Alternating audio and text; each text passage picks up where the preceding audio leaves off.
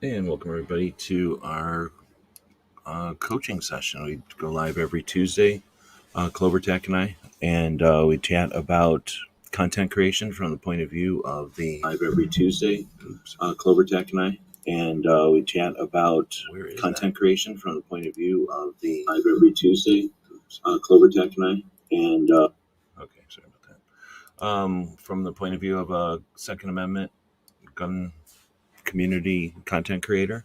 And we started this whole thing about a year ago, maybe a little bit, right? Probably right about a year ago, getting ready for SHOT Show Yeah. for this year, 2023. But we just started seeing, I guess, the beginnings of SHOT Show 2024. So we've been doing a series here on the advanced or intermediate theory or, version, or I guess topics. It's the last couple of 7 weeks. So we took a break from that to chat about SHOT Show. So with that, let's let Clover say hey and let people start asking questions. We're calling this Ask Us Anything. So bring your question. Yeah. Good to be here. Yeah, excited about this one. Always excited for SHOT Show. And, I don't know. You've been going, you've been registered and all that far longer than I have, but it seems like registration opened up way quicker this year than it ever has before. The media registration, anyway, which is, I think, is a good thing because, if you're out there, you want to make SHOT 24, it's something that I think you need to nail down and make that decision that you're going, and then ample time to prepare and make your plans. And we'll, of course, I'm sure, talk about a lot of that stuff and get questions along those lines. But getting the registration knocked out of the way early certainly helps with that, especially for those like first timers. There's plenty of time to get your stuff vetted and all of that, and so you're not in limbo with just a month or two left, which is, I think, is pretty neat. Seeing people come in. I just set the show up. So for anybody listening in the future as the podcast, we do this live on Tuesday mornings. And I normally set it up like a week ahead of time. And today I set it up maybe 15 minutes ahead of time. So I appreciate everybody who's joining us for the live part of the show at a Clover, because there was no show until 15 minutes ago. So let's take a second and just talk about SHOT Show. We're assuming a lot here. Of course, we know what SHOT Show is. We started this show to talk to people who've either been going or been ready to go. So very few people want to go to something they don't know what it is. So most of the people who are listening to this show is for know what SHOT Show is. But for everybody else, it is the shooting and hunting outdoor trade show. It's been going on since the 80s. And it's a 4-day event that the firearms and gun industry get together. There's been other shows before this one. Historically, they were regional, or maybe from a distributor or a wholesaler would host a show. And these smaller shows were getting overwhelming for people who either set up at the shows or people who attended the shows. The shows are the Shooting and Hunting Outdoor Association is for gun shops and instructors and people in the industry, people in the community. It's a way to bring the everybody together for a trade show. And there were so many of them back in the day that SHOT Show was kind of created by I think it was created by NSSF, the national level organization that's sort of a liaison for the industry. They decided, hey, let's try a national level show that can be the show for all shows. And they started it out in St. Louis, and obviously it worked. So, with 2020 hindsight, that was a good idea. The regional shows are all but gone. I don't know if that's a good thing or not, but for the community or for the industry, it seemed like it worked. And then, many, many years later, there's a tradition of SHOT Show. There's certain things that happen all the time and certain things that, have been tried or, didn't last. And as far as YouTube goes, people from YouTube started paying attention to the show back in the day, similar to the people from magazines or from television shows, I guess, a little bit. As SHOT Show happened in the background, it would be mentioned or alluded to. Every once in a while, there'd be a magazine article either talking about kind of behind the scenes or what the whole show was about, or where all this new pictures are coming from, or why did all these people gather. And it's just the opening of communication, the opening of data, and the removal of barriers and just removing the curtain or pulling back the curtain, the show has become more and more transparent. So it's more and more of an issue, or more and more of a thing for people besides just the industry, besides just media, and more people are looking at it as one of the things that they look forward to each year, either to attend, to hear about, or to they just know that that's one of the pivotal things each year. I hope that was a good description for people that hadn't heard it before, but Clover's got a whole nother version of it, so I'm sure you might want to add something to that. Well, I didn't get to listen to the vast majority of your description, but yeah, largest industry trade show, right? And so, you know, um, I feel as if, from, whether you're talking 2A, whether you're talking straight up gun tuber, you know, um, SHOT Show is one of them like vital things. So many people, and I know we've got Chris from the 740 out there in the chat, and he actually was kind of putting it off last year about this time or so. And thanks to Snob, we were able to convince him that no, you really need to go, bro. And he's seen how vital, how pivotal, what it can offer. Now, there's no doubt that as a creator, SHOT Show is one of them things where you get out of it what you put into it, so to speak, or depending on how you work the show, right? So there are people, I'm sure, that go for the first time and maybe they don't have support mechanisms and structures and people to help them and kind of understand and navigate and other things. And so maybe they have a bad experience. And then obviously, if you're just going with a gun shop or something like that, it's not a big deal to you. But if you're a part of media, the fact that we're such a small percentage as media of the total attendees kind of speaks to, I guess, the importance, right, of the event and the role that we should, at least, I think, be playing at the event. So, yeah, kind of a Super Bowl, a championship, a culmination, so to speak, of our industry, and anybody and everybody and anything and everything is there, which is really, really cool. All right, so that's an introduction. So this is an Ask Us Anything. Feel free to ask questions. That's the point of this whole Tuesday show. Really, is to offer some insight and some. We're not going to here to give anybody cheat codes, because it doesn't help anybody. It doesn't help you. It doesn't help the industry. It doesn't help us really. So got no interest in doing that. At least I don't. But if people have serious questions or been wondering about something, this will be my 19th year, and I don't know how many years you. This would be what year for you? 5, 6. I think this is 5. I think, yeah. So and then I don't know. It is a big show or whatever. It's more like it's the beginning of the year and it's been around for a while. It's certainly not the only thing, and it's not required or anything. It's not uh, what's the word? It's not like I can't think of the word, but it's significant, but it's not the only thing out there. It's not like if you miss it, in other words, that you're not in a club or something, or you missed the boat.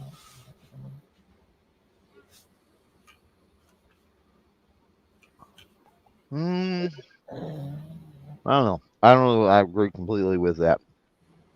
I think, can you succeed and have a big channel and accomplish things by never going to SHOT Show? Yeah, right. I think it's much more difficult. Um, and much more difficult because you don't get that FaceTime. You don't get, to forge actual relationships. You know, you don't get a better understanding, I think, of the size and scope and the way the industry operates. There's no way of understanding the industry the same way not going to SHOT Show than going to SHOT Show. I don't see how that's even possible that you can do that. Um, yeah, I don't know. It's tough. Like, do you want to trudge along? Do you want to cold call and send a billion, cold emails and, who knows and whatever? Or do you want to be able to just go walk into a booth, handle a product? Wow, this is cool. Have a conversation with somebody and you're all set, right? With whatever that might be, working with that product with a video, or maybe you've got a sponsorship for your 2A project, or maybe you got a sponsorship for some other project that you've got going on, right? Um, much different situation being able to actually have those conversations and legit talk to people. Um, so I don't know. I mean, I agree with that aspect of, can you do deal without, as a creator, deal without SHOT Show, or go without ever going to SHOT Show? Sure. Um, does it hurt you by doing that? And I think yes, in many ways it does. None, necessarily to, you know, varying degrees, I guess. That can hurt you as a creator by never going or not going. Um, some stuff, some aspects that you miss out on and you lose out on, I think, are far more important than others. But I think at the end of the day, not going is it's hard to. Um, I just feel it's hard to argue that it's not a net loss by not going. Like, it's just, it's tough. All right. Well, first you're looking at it 100% from a content creator, which is fine because that's what we're doing, is making a show about coaching content creators. But in the bigger picture, SHOT Show is just a show, and it's 2024 it'll be. So it's going to have more cameras there than ever before, both media and regular people, just whoever there, just not caring about any rules and taking pictures. So understanding, getting the concept of it, listening to shows like this, I'm sure we're not the only one talking about it. You can pretty much know what SHOT Show is all about. You can go to a big conference or trade show and understand the scale, and then apply that to all the gun stuff. But you're right, everything you said there still applies and everything. I'm just saying that if you're going as a writer and you could care less about anything except being a fly on the wall, then you can be that fly on the wall remotely. And then I'll just throw out there, alternatively, that this isn't some kind of, we're getting sponsored by SHOT Show. Quite the opposite. It's kind of there. It exists. It's there to exist. It's not there to help you or hurt you. But Well, like any, we've thrown our complaints at SHOT before in the past, for yeah, I sure. mean, it's just a Yeah. giant thing. So like any giant thing, it can be amazing, and then it can also just crush things. So it's not perfect by any means, but it is pretty significant. That being said, I've been going since 2005. There's no way I'm going to um, understand what it's like to not go, but I can understand what it's like to be frustrated by not being able to go to something, right? And you can have that as a whole angle for your project. You don't have to go to SHOT Show. It's definitely not required. And if you weren't able to go, there's a couple of people that hate it with a passion.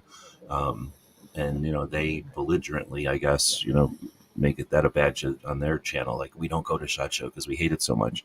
I don't know if that's necessarily the way to handle it. I mean, feel free if it hurt you or something.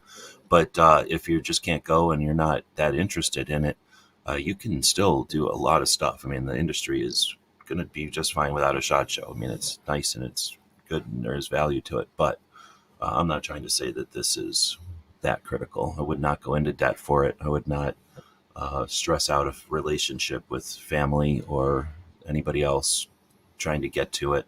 Uh, you can remotely appreciate and experience SHOT.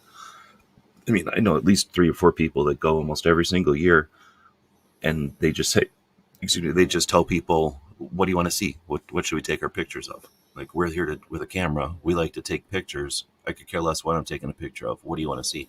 And you can find a couple of people like that and effectively have a lot of use. Now, if you're not trying to get a relationship or something with somebody, then who cares, what it's like to have personal conversation with them. But what Glover just said there, for more than just content creators, if you're in the industry and you want to know if it's possible to put a trigger together or if it's possible to do that new product, I mean, you can't replace SHOT Show. Being able to walk around to different booths. Um, Additionally, or I guess, adding on to what Clover said there, if you had they trying to develop a trigger for that barrel and that stock, SHOT Show's the only place you're going to be able to, unless those two people happen to be somewhere else at another location. It's about the only place that you're going to get everybody in one place with the mindset of doing business. They're not all there for Christmas. They're not all there for some anniversary. They're there to do business. And if you're there for business, I mean, that's where it gets done. So that angle of it, that part of the industry, it's significant. At the same time, it's not necessarily the engineer show or the let's sit there and strategize the new mechanism show. It's a show where you're showing off, reuniting with people. It's a bit of it's not 100% nerd. It's or 100% business. It's about half entertainment, half fun, half business. I guess I'm kind of rambling there, going in another direction.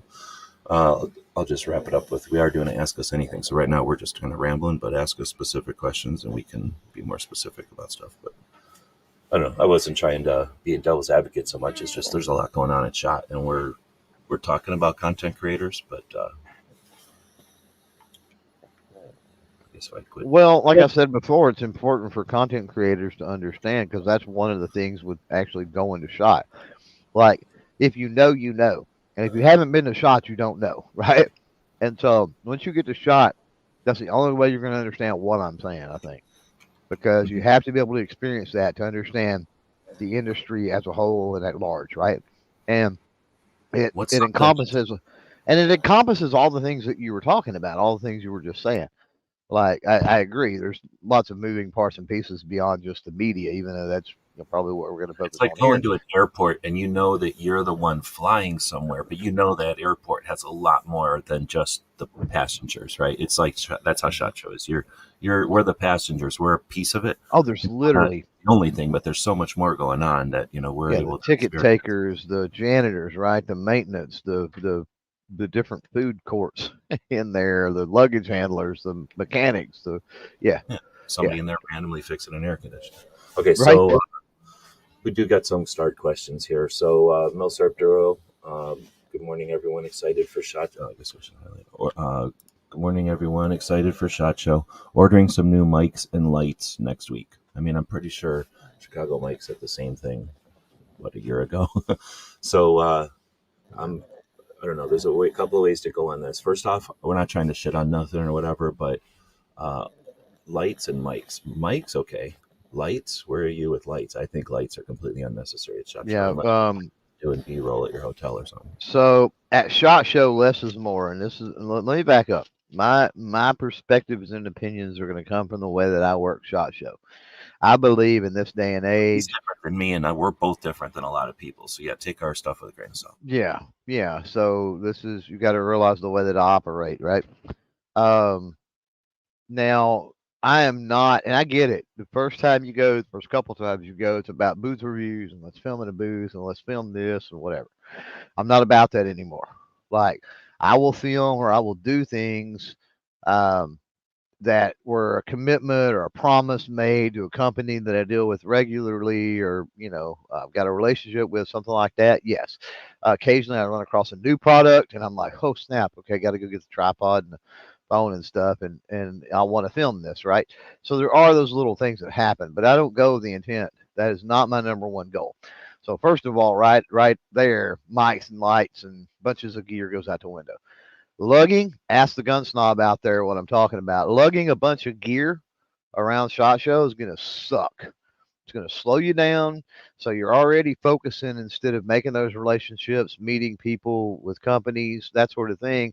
You're trying to hustle and bustle around. You're sitting in a booth waiting on this person to get free so you can do an interview with this person. You got to set all that gear up. You got to lug all that gear around, which slows you down. And a lights could potentially be one of those things, at least any light that's decent, right? So on this issue of mics, though, right? It depends on the mic. Like some wireless lavalier mics with good noise canceling capability, like the Sarmonic Blink Goes, for example, um, are amazing microphones for pretty much any show. They cut the background noise very, very nicely.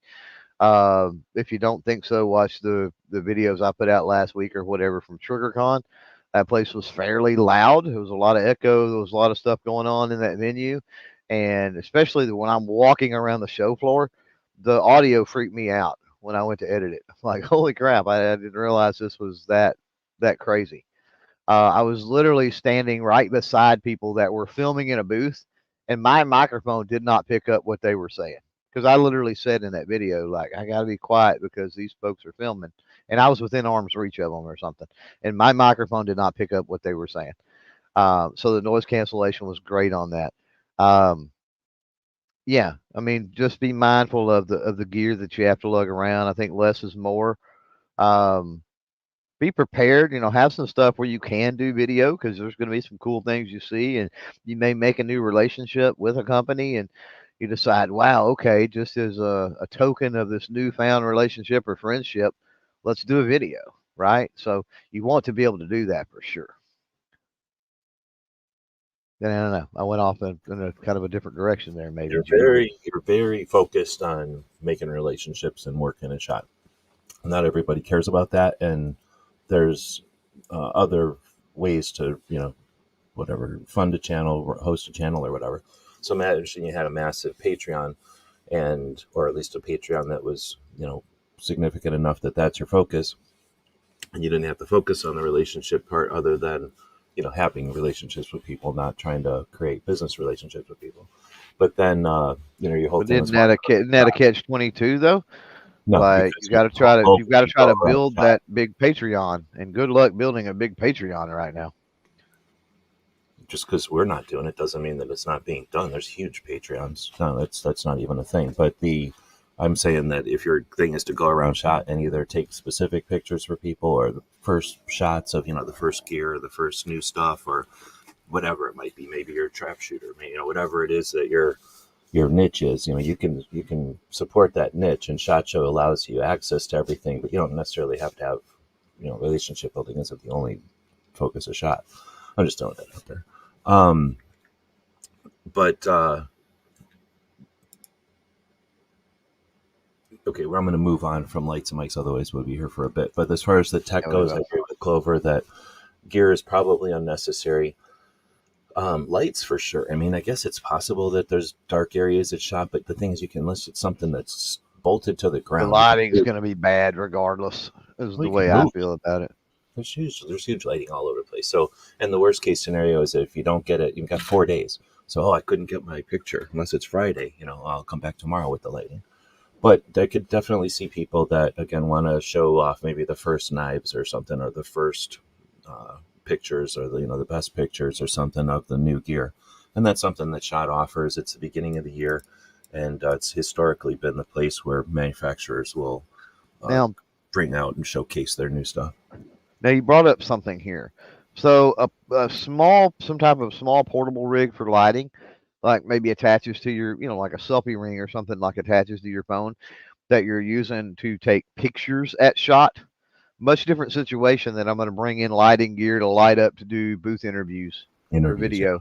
where you Like need two, stuff and all that. Yeah. yeah, two different things. Like if you're really heavy into the Instagram, which Instagram, by the way, for those that are new, Instagram doesn't get you into SHOT. They specifically say that doesn't count. But if that's a part of your repertoire, and you lean heavy into the Instagram along with your YouTubes and your podcasting and your other things, and you want good pictures, then a little light rig or something that's lightweight, battery rechargeable, battery powered, you can throw in your pocket or something like that. Like I don't see a problem with that. The big, huge 10, 12-inch ring lights and tripods and things like that to me are silly. That being said, a ring light is probably ideal. If you could get a ring light run off of a USB and then have a big brick battery thing for the Oh, couple I've got. need it, I think that would be. Man, I've never used one there, but Oh, that I've would got, dude. all you need. So I've got the studio redone here, and the last few videos I put out from in the studio, I've been using the ring lights. The podcast have been using the ring lights that I picked up, and I freaking love them. Um, and I would love to bring tripods and set those up at shows when I do booth interviews, but I'm not dragging all of that around. It's just, to me, it's not worth it. No, it's not. Well, like I say, unless that's your gig. If your thing is to do it, I mean, I've done it. It's neat. It was a time when there was, nobody was doing anything yet, so it wasn't like I had the options or menu in front of me. It was we were making the menus back then, and I got sick of that too. It's also a frustration if we're talking to content creators about strategies for SHOT Show here. If your strategy is going to go to SHOT Show and try to get pictures of all the new stuff, all the cool stuff, all the stuff that people in your niche like, if that's competition, if that's concealed carry, if that's something else, right? Like you're going to go take those pictures. It's going to be ultimately frustrating when just somebody or another walks by and gets that picture first. You've got it all mapped out. You've called people. You've done as much as you can prep work, and you're going to do this strategy. Boom, boom, boom. If this doesn't work, I'm going to do that. And then you've got 8 things to do. Well, whatever's last on your list, somebody's already there, and they're taking a quick snapshot of it, and it's online. So it's going to be ultimately frustrating, whatever your strategy is. You've got, you want to work with 6 different companies. Well, whoever that 6th company is, I'm going to shake hands with all 5 the first day, and that 6th one I'll get the second day. Well, somebody shook hands with them the first day. So you're just always going to have those kind of things that it's just a huge show. I don't know if I'm what that was in regards to, but then, yeah, I don't know what I was answering there. Were we going to move on to this one, or did I leave you with? I don't want to leave you hanging here. No, I'm good. Let's get off of let's get off of that. The gear Yeah. thing. So hotel and yeah, that's what I was trying to do. Get rid of the gear too. So Registration's been open to answer that question. So get on it. okay. So Milsurp is saying we have the hotel room booked and just waiting for registration. So that's a lot of people are probably in that boat or could be in that boat. We know the dates of SHOT because they're not incompetent like some of the other national level events that can't tell us when the next one is this year, which is ridiculous in 2023. So SHOT Show will tell you ahead of time when the shows will be. I think we already know like 2026 or something. So we know when SHOT Show is. It's easy enough to book the rooms. It's a good idea to book them at least now, if not before now, if you can.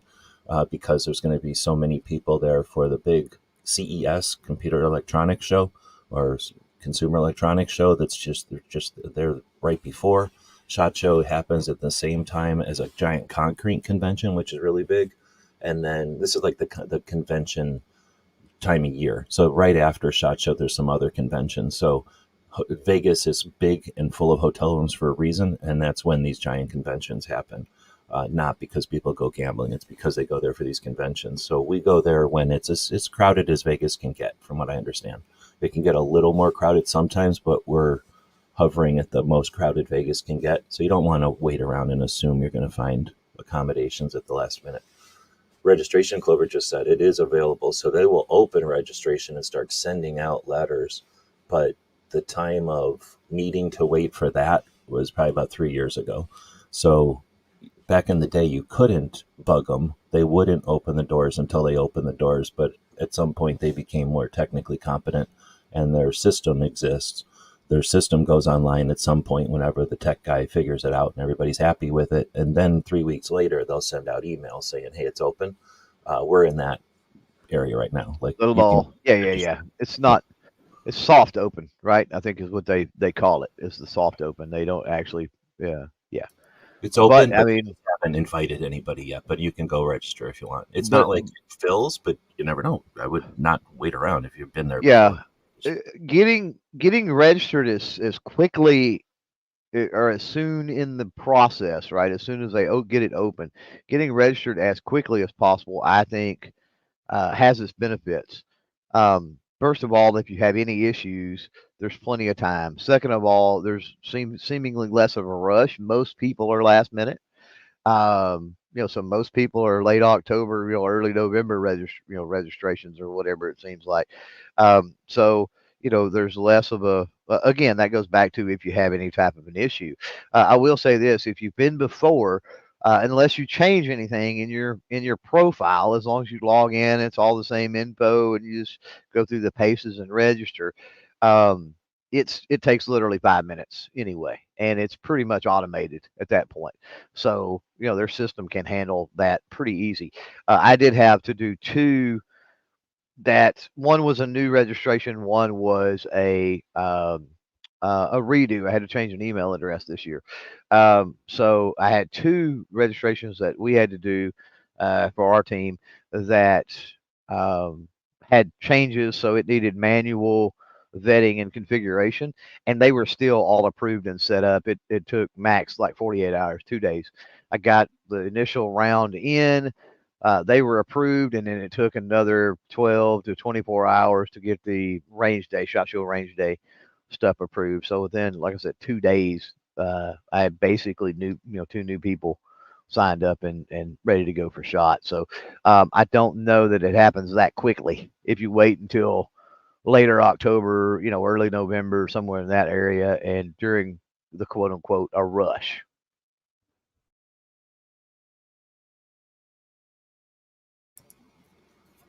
Again, this is Ask Us Anything, so we're just going to keep shotgunning effectively, like poking at Yeah, things. Feel free. I like this question. There's no topics, but feel free to throw anything out there. Yeah. So unapologetically, Arm said, "Don't want to pull off the creator perspective topic, but curious thoughts on how helpful shot can be for advocates." Feel free to go first because I'm not going to rant, obviously. Yeah, it'd be pretty short. It can be. It shot, no matter who you are. Okay, shot. You're gonna get out of shot basically what you put into shot. Um, Speaking from an activist Shot is living. standpoint, You shot exists, but shot is an organic thing. You do stuff, yeah. and shot will be different next year. Yeah. Yeah, you definitely have to be. I can remember the first time that we went, talking with G Webs because we had been so many times, and he's like, "Oh man, you got to be fluid. You got to be able to change it up," and that's absolutely true. You can take all your plans and make all these plans, and you should. You should go into SHOT Show with a plan for sure. But don't be surprised. I mean, make sure that's malleable and you've got room to bob and weave and improvise, adapt, and overcome because you never know when you get there what type of show it's going to be, what type of crazy things are going to happen, good or bad. And you need to be able to mix things up and keep moving forward.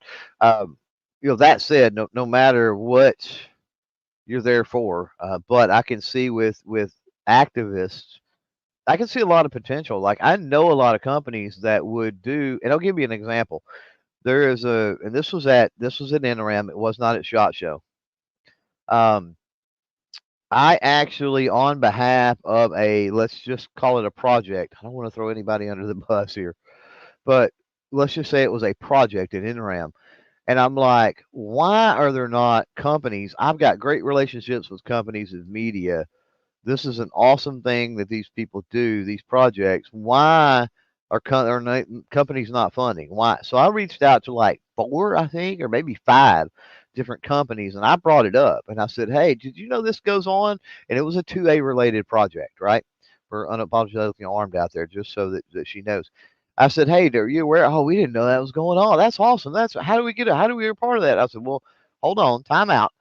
I'm not the person you need to talk to. All I can tell you is, yes, it's amazing and it goes on, and they need, they could greatly benefit from funding. And then, I contacted people with that, and I'm like, hey, I got these companies. If y'all, and it just almost like it was a brush off. Like they had better things to do and they had other things to be concerned with. And I'm like, I got this set up. These companies are wanting to throw money your way. Like, you need to go close the deal, close the sale, right? Um, so is there opportunity there? Right? 100% absolutely without a doubt. But that's going to depend on how you navigate, how you're able to sell yourself, how you're able to sell your project, and quite honestly, the companies that you approach.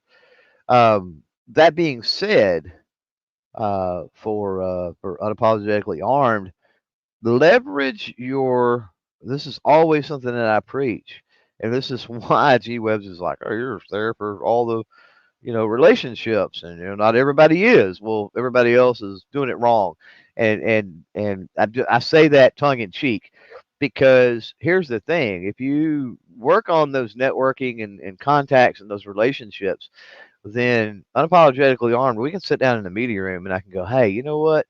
This company, this company, this company, this company, this company, I know that they throw money to 2A related projects. You may want to go talk to them. And we can say, hey, here's where you need to go talk to. And, here's the type of conversation that I think would go over well, right? I'm not going to give you a script, and I'm obviously not going to go down there and hold your hand and do all of that. You need to be able to do all that yourself. But we can definitely kind of strategize and war game some things. And that's where the this whole intermingled web of contacts and relationships and stuff like that can really pay off in something like that. But ultimately, it's going to, like the NRA example, there's a reason I threw that out there. Ultimately, it's going to come down to you've got to close that deal. And like I can't help you with that. And now G will rant for probably 45 minutes. Yeah, that's the big thing, right? Whether or not SHOT Show, shooting and hunting outdoor trade show, is values, pays attention to, gives credit to, makes room for, promotes, all these words that for the fight and the awareness, and mainly the awareness of what we are dependent on. And in a time when there's a political fight, it gets real red, white, and blue in there. But it's real superficial. And I don't think it's because anybody has any ill intent or they're not competent. I think it's they're not competent, but they're not competent because they're not competent. They're not competent because they're not practiced. They haven't had anybody with any kind of leadership to give them direction or at least some suggestions on what to do. So it's a bunch of people acting randomly, and they inadvertently just go back to their my rights, my property, and hide behind the flag bullshit. So we see some of that in political years, and that's about the only thing we see as far as advocacy. Okay, now I'm going to stop that rant because that's the facts or whatever. Now I'll go back to 2005. When I started going to SHOT Show as media, I had to tell them that a website existed, and I had to show them how you can verify who owns a website, and so that they could let me in as a website, being media. I'm not going to say I was the first one, but I think I was the first website to go in as media. So right there, I'm talking to the people who run SHOT Show, which is the people who are paid by NSSF to run SHOT Show. It's not the same every year, and it's had to go through at least a dozen in my time. It's hard to keep track because sometimes they're invisible, and sometimes they're so horrible that they're obvious, and sometimes they're so professional that you forget they're there. But there's this management company, a promotion company that does the actual SHOT Show, and that's not the same every year. Then you get NSSF, who pays the bills and who decides who's going to get paid next year to do it. But so you got these moving parts. So when media first started showing up at SHOT Show, media wasn't gun media, it was media. And media is got a connotation with the gun industry because they're constantly trying to kill us, right? They're constantly trying to change the definitions of things. They're marginalizing us. They're moving the Overton window, whatever you want to say. But, they're the fourth estate, right? They've got power to change the narrative. And they've done that typically negatively over the years. And they'd show up at SHOT Show to get their B-roll so that they could show people liking a belt-fed gun or smiling when they're holding something, and then use whatever evil bullshit they were going to put on their newscast with that in the background. And so people were really hesitant about media at SHOT Show, period. Then you get the era of the internet, and things start moving faster, way more periodicals, and things are moving faster, airsoft and toys. And then you get people showing up from international, I'm just going to say international people showing up with cameras and taking pictures of everything.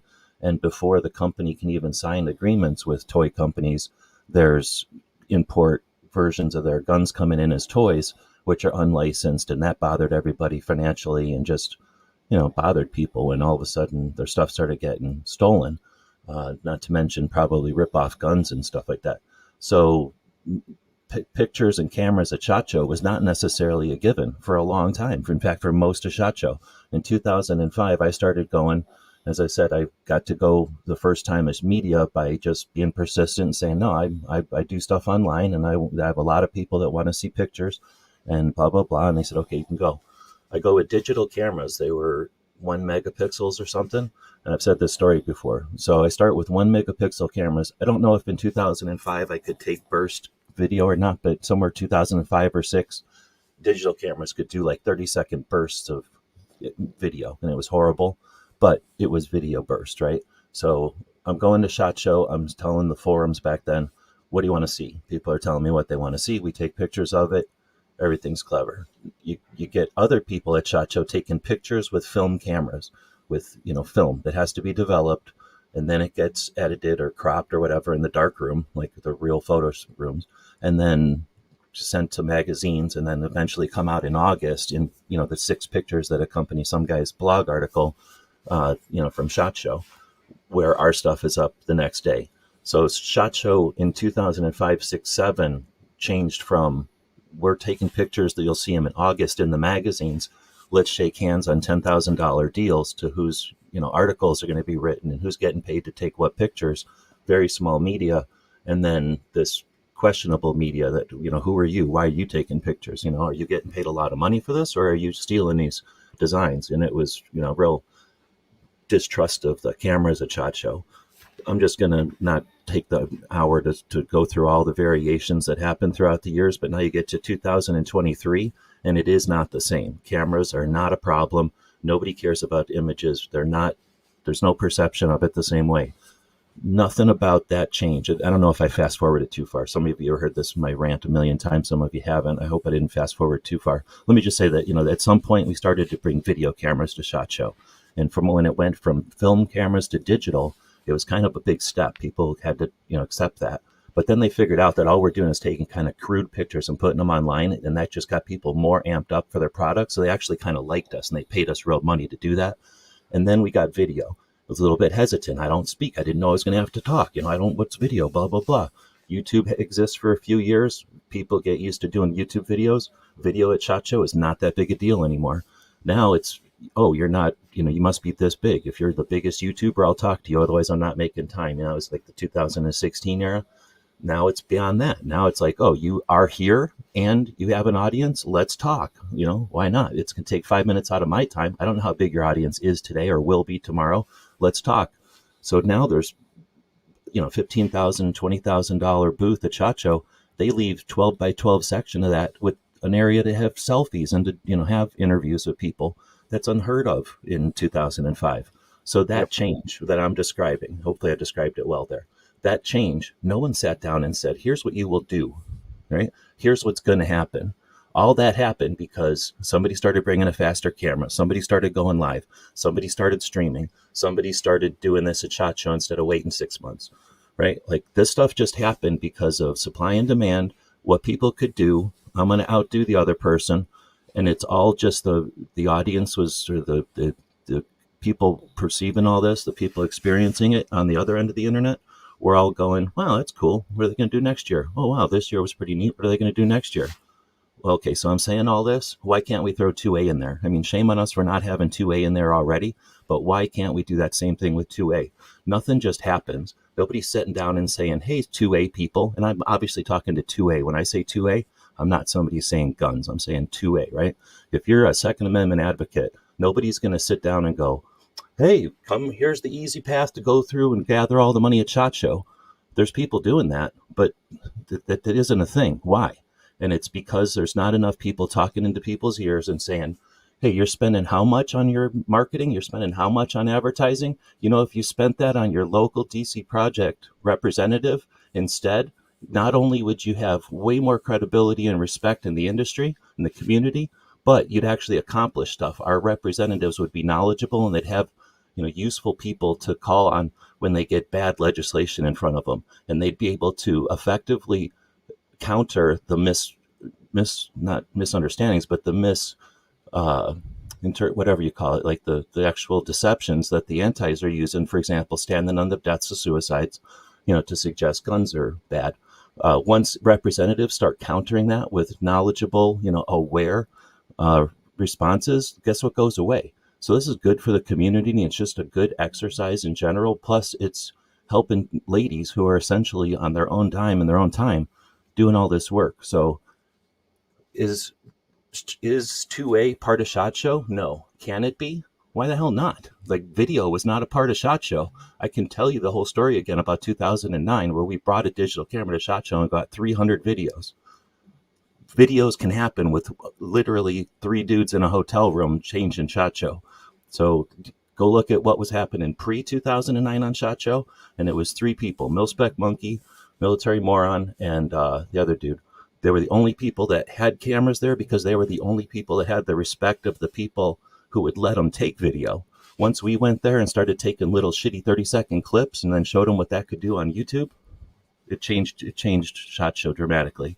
So that can happen. It just needs to have deliberate. Somebody needs to do it. There's no national level organization organizing it, and none of the groups that deserve it realize that they are at the table, and all they have to do is request it. All they have to do is demand it, and it'll happen, literally. But they could ask it would happen. It just hasn't happened yet because no one's loud enough said, make it happen. But SHOT Show is literally the potential of imagine again, if you as media, we're talking to people mostly in media here right now. If you as media, if you said, "Hey, what's the new gun today? What's your look? What's your looking for next year? Whatever your seven questions are going to be, your three questions, your five questions that you're going to ask that each booth. What if one of them is, what Second Amendment organization do you support most?"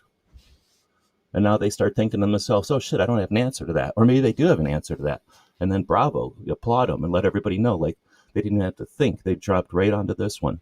And then maybe they, mention one that hasn't been, underdog, that hasn't been mentioned before.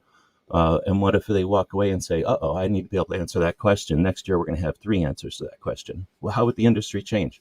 Everybody's got selfie booths. What would it change if they had a wall of, here's the people we support, starting with our DC project rep, then, whatever faster saves lives equivalent, get schools hardened, here's the things, here's our suicide prevention advocate that we support. There's people that champion or show off their affiliations with different organizations, maybe their, dumbass new name for their stupid ass gun. Oh, look at, here's the new blah blah blah thing, that we're making fun of, and it's a little joke gun. Well, what if every booth had our, here's the people that we support area, and everybody who is in media made a point of saying, there's this thing, here's what they got this year, and here's who they support. It's just, I'm ranting. I'll finish here, but I think 2A is untapped. It's like the old West in crude oil. Everybody's out here looking for gold, and 2A is the crude oil under the ground.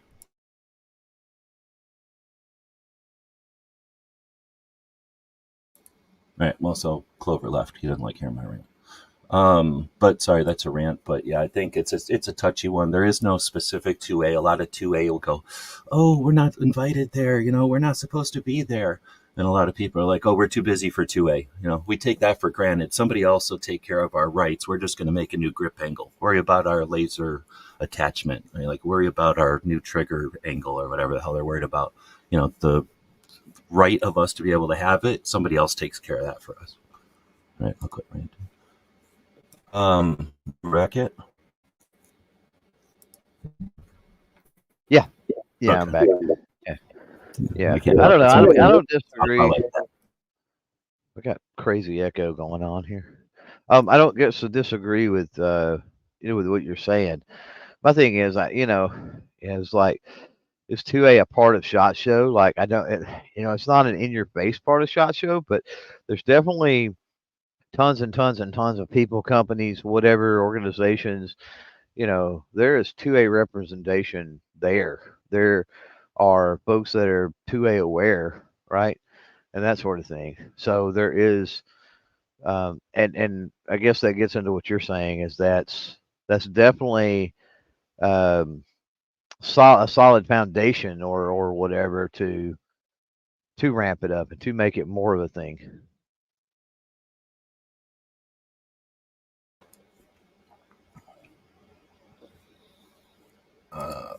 Okay, so I'm not trying to make it all about 2A, but I could. If anybody wants to have a chat, this is Ask Us Anything. So if anybody wants to have a specific chat about 2A at SHOT, we could definitely do that. I won't cram it into this show. I guess I clicked on a couple of things that showed up. That Jeff is saying NSSF is about shooting sports, not advocacy. They weren't about police either until 2000 or 1989, from what I understand, and then the police side of it and the military side of it paid off, and they started being into it. So, well, whatever. Things change. They can either change accidentally, they can change, inevitably, they can change with deliberate intent.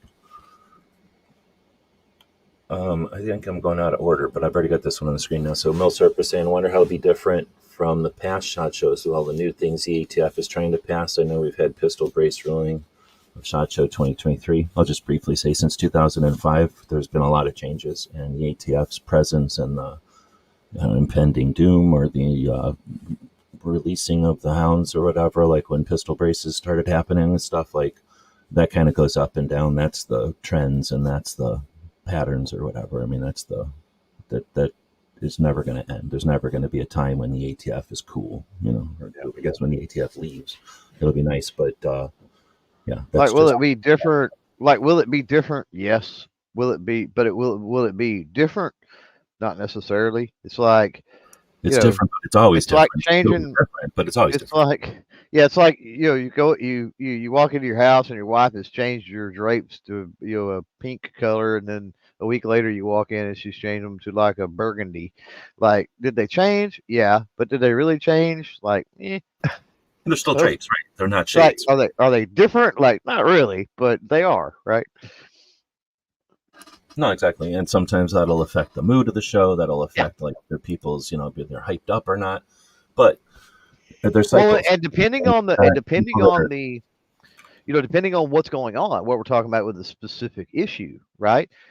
That could affect individual companies at the show, some more than others. And with the pistol brace ruling, for example, and Jeff out there with Good Report knows exactly what I'm talking about. With the pistol brace ruling stuff, that really was a whole different vibe if you are a creator, whatever, that has relationships and does stuff with, that sector of the industry, right? For the FUDs, for the, competition folks, or the, whatever it might be, people. Um, not so much. I mean, it may be I guess what I'm saying is it it's different, but it's not different. But then it's also dependent upon the perspective as well.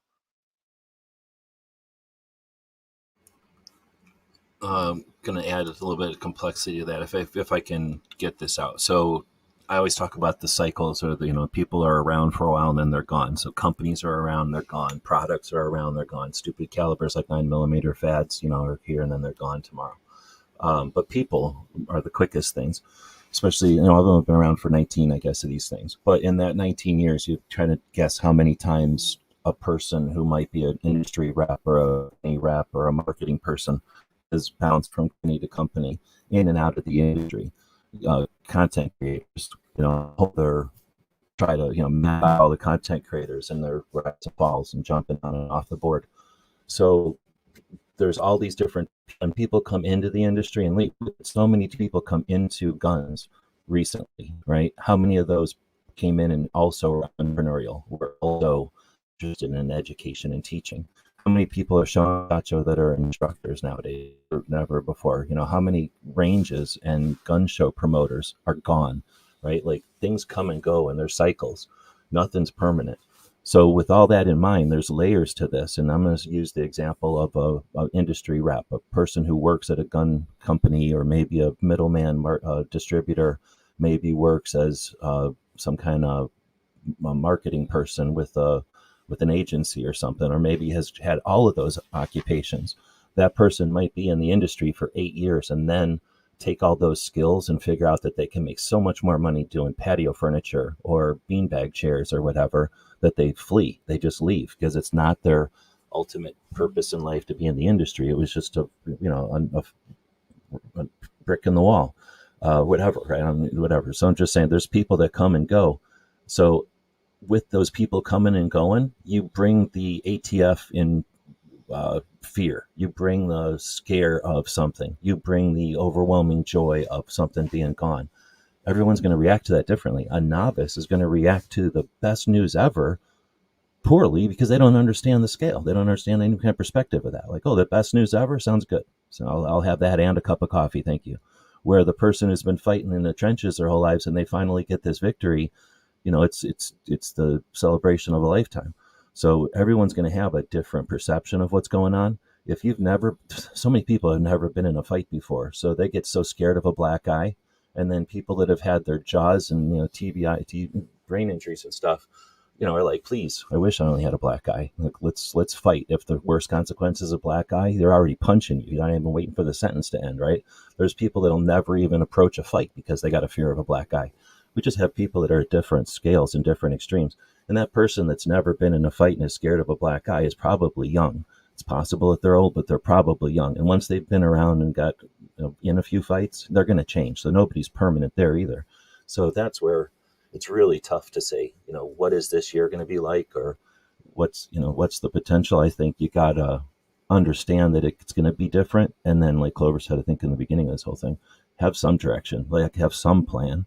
And I say, make your plan good, big, plan big. This is the largest industry event. Whatever your direction is, plan for the ultimate uh, results, and then adapt accordingly. I kind of went on a couple of tangents there, but I guess I was trying to say that it's complicated, and I'm trying to explain some of the reasons why it could be complicated to try to game SHOT Show, or think that it's the same each year. There's so many moving parts that it's very fluid. But I wouldn't be afraid of anything at the ATF. If anything, we have a stronger, more aware group than we've ever had. They're, like always, fragmented, and none of us are on point. But we don't have an NRA anymore. That used to be that role. AIM Surplus is doing it. Chris is out there. Thanks for joining us. Earlier he said he got to see the show live. We're an hour in, so I don't know if he's still watching. But this is from almost an hour ago. AIM Surplus is doing a giveaway for the Ham Solo Blaster.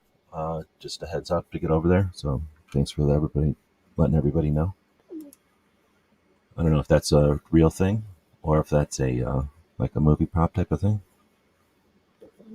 Yeah, I can't remember if it's 22 or what, but yeah. Oh, it is real? Cool.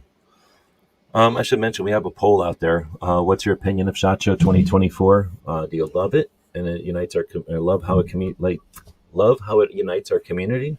Do you like the opportunity it provides? And could take it or leave it, or hate it and everything about it.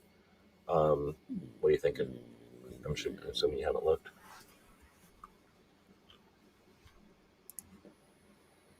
A mute button. No, I haven't. I don't ever bring that side of things up. So, what do I think? What were the options again? Love it, like it, or hate it. Uh, Probably like it. Yep, like is 50. Then with coming in for 25, love it for 19, and only 6% hating it. Yeah. But I imagine if I put that on just standard YouTube, that would it'd be a lot of hate. Yeah. People would shut you. Yeah. So I'm just going to put out here that the point of view of a vendor, everything we've been talking about is from the point of view of a content creator. But hopefully there's vendors that are listening to this. We could offer a lot of opinion, if not great assistance as a someone who's going to be interacting with the content creators. There's ways to facilitate that as a vendor. And we could probably have a whole conversation. So I don't know how much of it, I'm not going too much of a tangent here, but as a content creator, you can evaluate a booth quickly and find out if they're even worth your time.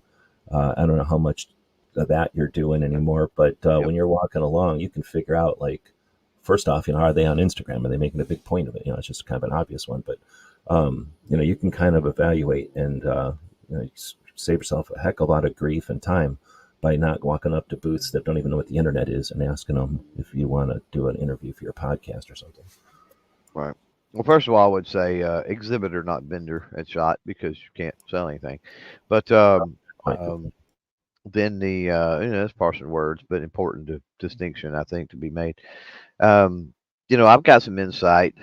Ghost and I, and TJ out there with Gear Report, Jeff with Gear Report. And this is where relationships come into play too. Get a lot more insight with the exhibitors, and especially this last SHOT Show, we had to help set up a booth. We had to help tear down a booth. We had to, during all that, you get to learn about how much all the different aspects of things cost and how that company, operates during SHOT Show week. And of course, we had to help out with Range Day even last year, and so we did a lot of stuff, and we didn't have to. But we were going to, considering the situation that the company was in, and that's a company that we're friends with and treats us well. But I mean, the exhibitors have possibly the toughest job of all during SHOT Week. A lot of work goes into that. Tons and tons and tons of money goes into that.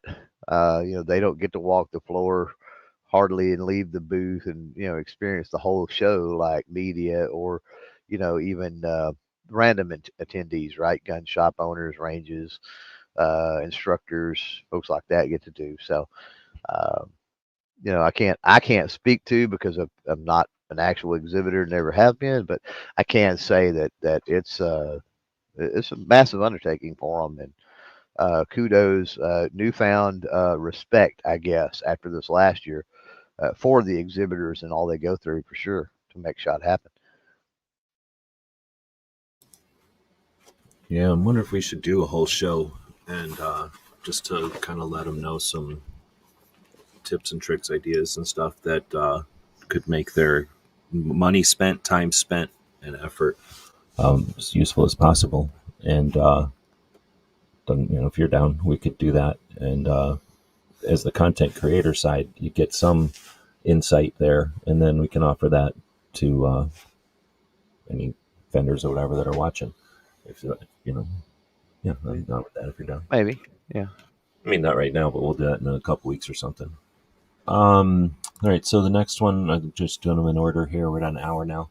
Is this in this Biden economy? It's tough to go to things for me anyway. Yeah, I hear you, but at the same time, nobody's going to say, "Hey, now here's your all expense paid ticket to Shot Show. Thanks Mm-hmm. for playing."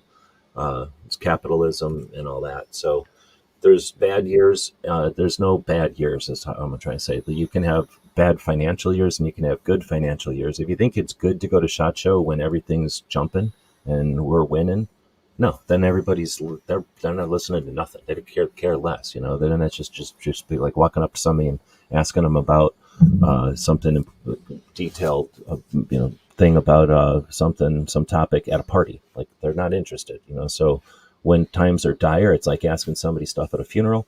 When it's great, it's like asking stuff at a party. There's those years where it's kind of in between, and they're usually amping up, like, oh man, what's this going to get me? Because we're, like, let's say pre-election year. That's one of the cycles I talk about. We got the election years.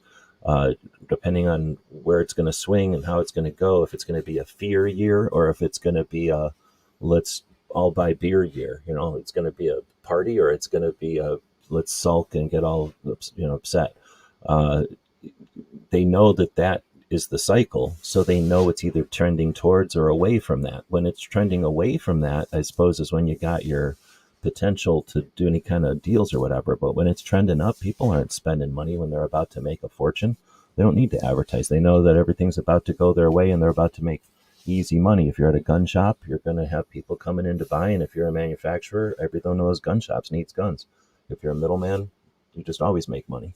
So there's times when they could care less about media and content, and there's times when they expect their content to be gold. And like, if I talk to you for 15 minutes, how many guns am I going to sell? And that's those expectations can fluctuate, and that can be, well, hopefully we're getting it across here. There's no answer to this, but that's another layer of the mix.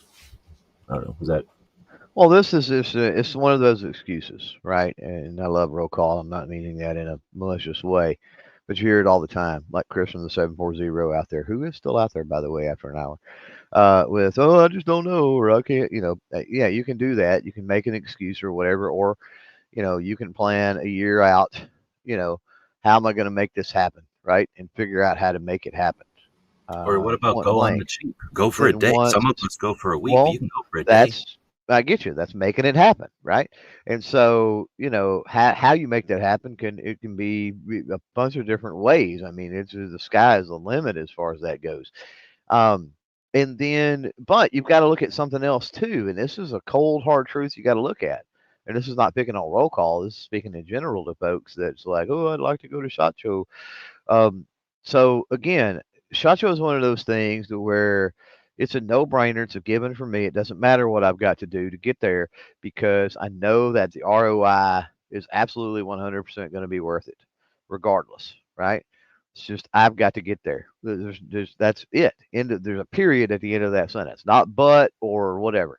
No, um, because I know what my work ethic's like. I know as far as the channel what I'm doing. I know I've got the plan, or I say the plan, like the game plan and what I'm going to do at shot, which again can change. But I Doesn't know that there's going to be ROI, right? Return significant enough to make whatever investment I've done and whatever I've had to do to get there worthwhile. Now, does everybody have potential or the perspective with that. I don't know. Like if you're, if you're not super serious about, content creation and stuff, um, if you have a full-time job and content creation is absolutely 100% secondary to you, like you mentioned earlier, if you have family issues going on at home, there are a lot of reasons, right? A lot of valid, let's just say, excuses. Um, but at the end of the day, if you're willing to put in the work, um, if you have a pretty solid plan in play, SHOT Show it's going to be a no loss situation. And again, you don't know what you don't know. If you know, you know. And until you get to SHOT Show, you're not going to understand what I'm saying. You're going to dismiss me. You're going to say, "Oh, he's crazy. It ain't worth it," or whatever.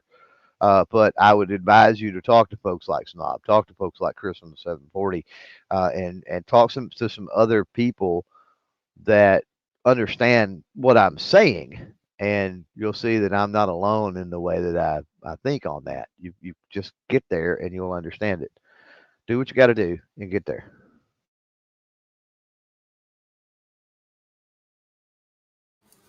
So yeah, we won't keep harping on it, but that's a great point, and we hear it all the time. That's why we had so much to say about it, because we hear it all the time.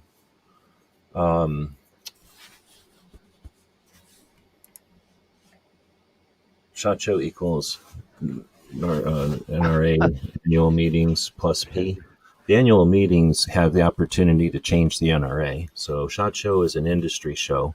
The meeting part, the general meeting or whatever, that the what do they call it, the exhibits or whatever at the NRAM are a third, I guess. Is that about right? Still, you go to it. I don't go to it anymore. Yeah, I think as far as the show size, It's about a third. speaking, amount of companies there, things like that, I think that's true. SHOT Shows in around plus P.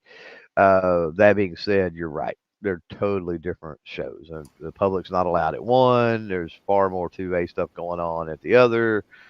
Oh, that's a There's good point there's too. just Is that different you're things. going to SHOT Show? You're there to be around the industry, and you're there to we're two media. We, the content creators, are approximately 2,000 of the 60,000 people there.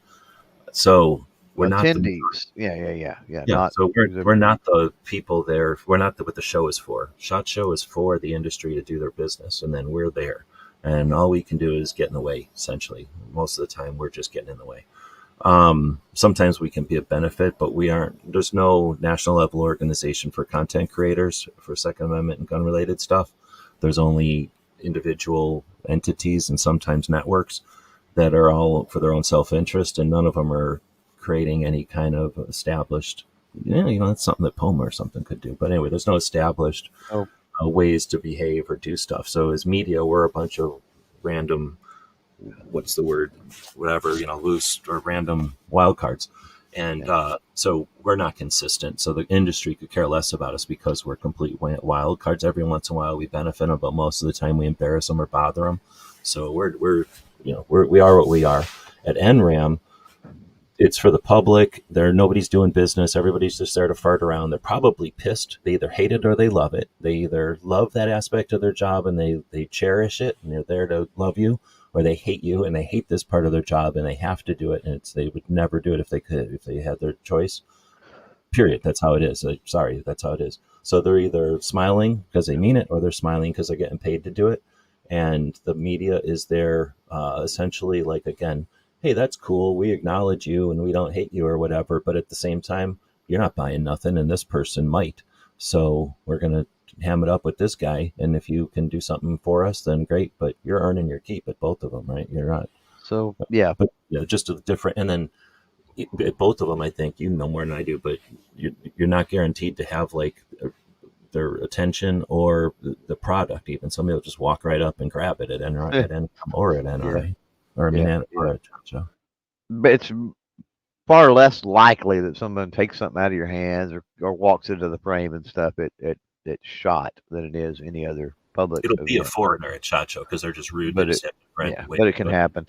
But You hit on something there as far as creator etiquette that I think is important. you got to realize as creators, it's our goal to bolster, enhance, assist the industry. At least that's my perspective and take on it, right? And if I'm in a booth, and it doesn't matter what show it is, if I'm in a booth, now, if I'm in a booth and I'm having a conversation and another creator walks up, and everybody has badges and there's that sort of thing. Another creator walks up and is trying to horn in and pull me, the person I'm talking to out of that conversation or whatever. That's one thing. Like, screw that guy or gal. Um, However, if we're at something like Shot, and there's a distributor that walks up, or there's a gun shop that walks up, or or even an NRAM, and it's a booth where they're able to do sales because NRAM being different, they are considered. I would consider them vendors there. They can sell certain things. Um, Even if you've got somebody that's walking up looking to buy a product, uh, be understanding enough to realize that our purpose is to help the industry, not to hinder or hurt the industry. And if you take up time that they could be making $1 million deal, or they could be even selling a few $100s worth of product, that's counterproductive to your, at least from my perspective, to your goals or whatever your mission as a content creator. So just be aware of that. Be flexible. And if somebody walks up, there's a distributor that walks up at Shot, and he's the distributor's waiting around, and you're having a conversation with this guy, and he needs to talk to that guy. It looks like, or whatever. So, hey, do you need to talk with this guy? And they say, yeah. I say, oh, well, we'll catch up. We'll finish this conversation later, right? And then just swing back around later on when you see that person's free, and finish up the conversation. That would be my suggestion. So, just a little etiquette there that I recommend. Yeah, you don't know what owner of a gun shop looks like, or what a middleman. Nobody else with the You middleman looks. don't, but I mean, sometimes you can tell from the badge, right? Or sometimes the person you're talking to may allude to it, like if they say, Well, I'm "Oh, just I need saying, to, I need to if talk you're to like, this one." Like, I'm talking to this person, and somebody walks up, you can't tell by looking at them who they are. So don't assume shit. That's what I'm saying. Is like, hey, you know what? I can come back. Like you're don't not assume. Yeah, yeah, yeah, yeah. No, I agree with you. Don't assume. But I'm like, just oh, this guy's saying, just wearing street clothes. He's not wearing a suit. Like, I'm just just gonna keep try not to talking. be in the way. Is all I'm saying. Try not to hinder the companies. Oh yeah, I'm just agreeing with you. I'm saying, in fact, I would say do your best to Yeah, get the hell out of there, because if you show them that you got nothing, I can't imagine being what's it word like pushy is going to help anytime, unless the person is like a completely unique personality type. Being pushy is never going to right. help.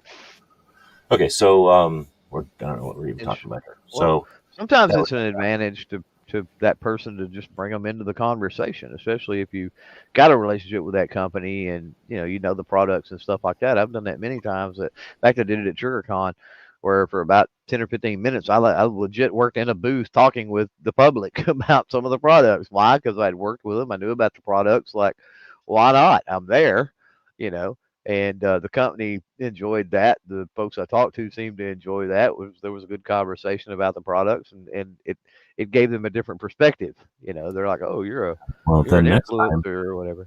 next time have Gizzard film you doing it, so that way you can use it as a thing on piece of content on your channel, add to your Yeah, reputation. it Uh, it those types of things tend to happen so organically that's hard to do. But I hear what you're saying. That would have been that's why kind of there neat. should be some sort of a chicken call that you can make, and when someone hears that chicken call, they come a running with a tripod and a light setup and cameras, so that like they This is assemble, true. and This with is your true. crew. All right, so Gizzard is saying the shot is the Daytona 500 of the industry. I mean, why wouldn't it be whatever the biggest one is? Isn't the biggest?